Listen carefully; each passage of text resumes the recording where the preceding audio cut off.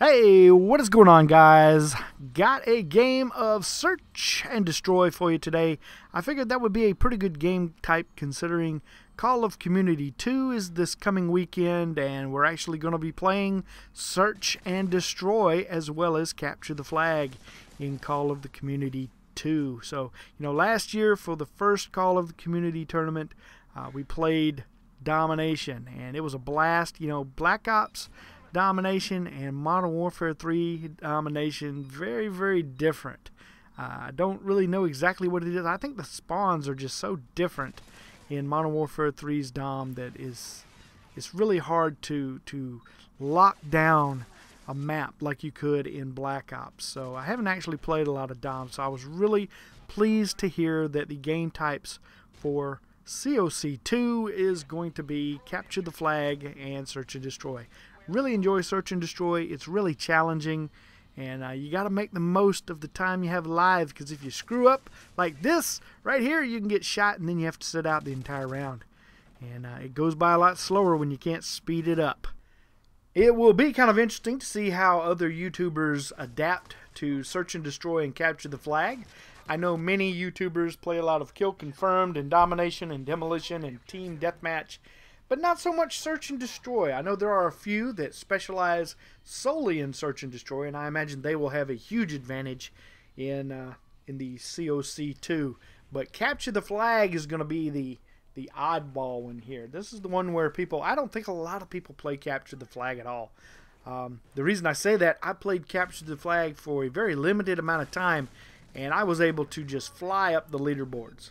There's just simply not a lot of people playing Capture the Flag in public playlists. So we'll have to see how that goes. I know the pro players that will be playing, they're going to be very experienced in CTF and Search and Destroy. And I'll have to look to whichever pro's wisdom we get on the team I'm on. I'll have to look to him for his recommendations on what we should do, because I will definitely pay very close attention. That is one beautiful thing I found in the last one, was getting to play with our pro, which was Icons Revan. Just a wealth of information, and I was able to take away so much from that. And the scrimmages we got to play against other pro teams was really, really good, and you learned a lot. So that is the biggest thing I can kind of take away from this tournament. But it's going to be an exciting weekend. I hope you guys will be sure to remember and tune in and watch it on Sunday. Sometime later tonight, Friday the 20th, they're going to have the draft. And you may want to tune in for that. That's always kind of interesting to see which people the captains pick and maybe why. My goal is hopefully just not to be picked last. But if I am picked last, that's okay. I'm going to do what I can do to help the team. And chances are some of these captains may not be familiar with who I am and might not realize that I'm an old man. But the old man can play pretty good, as you see me take out these two guys here to finish off the round with a nice little two-piece. Interesting week we had this past week. We had two really big stories in the internet. We had the SOPA blackout, which happened on Wednesday, where many sites blacked out either the headlines or the titles. Some even went completely dark, like Wikipedia went completely dark in their protest of SOPA, which is something I think everyone should be very aware about. If for some reason you're unfamiliar with it, it is the Stop Online Piracy Act.